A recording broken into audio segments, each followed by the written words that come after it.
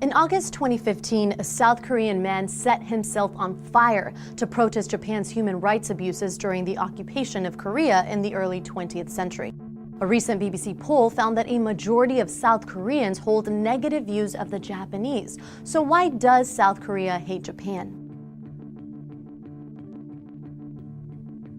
Beginning in the late 19th century, Japan established dominance over Korea, and from 1910 to 1945, it was annexed as a Japanese colony. Japan's military leadership was harsh, but it did help modernize Korea. However, after the war, Japan surrendered control of Korea to the Soviet Union and United States, who split the country in two.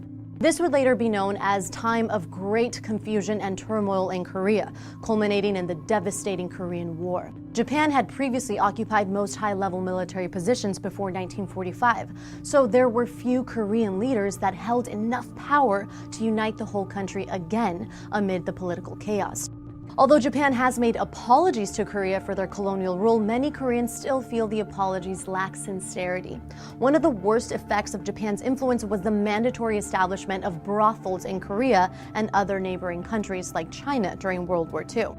Comfort women, as the sex slaves were called, were often kidnapped and forced to work. After the war was over and brothels were disbanded, tens of thousands of surviving women who had dealt with STDs and traumatic injuries were not acknowledged by Japanese leaders until the 1990s.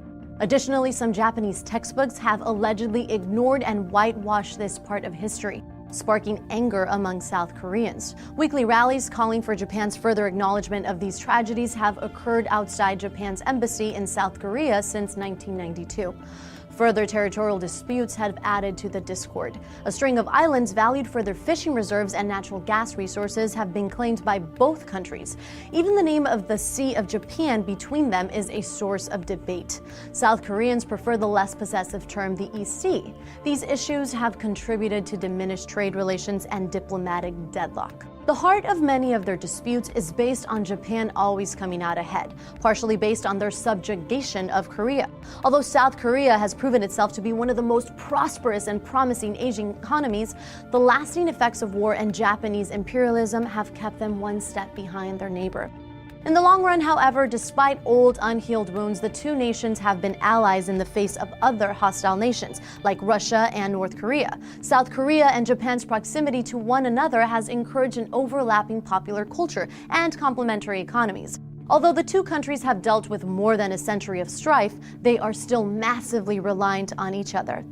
South Korea is not the only country that hates Japan, though. China's also got an ongoing grudge, and with good reason. Find out more about that in this video. There is a shockingly long history of military conflict between China and Japan. The first recorded battle dates all the way back to 663 AD, but the incident at the heart of this conflict is the treatment of the Chinese by the Japanese during the Second Sino-Japanese War, a war that continued deep into World War II and included one of the largest atrocities of modern times. Thanks for watching us on TesteTube News. Remember to like and subscribe to get new videos every day.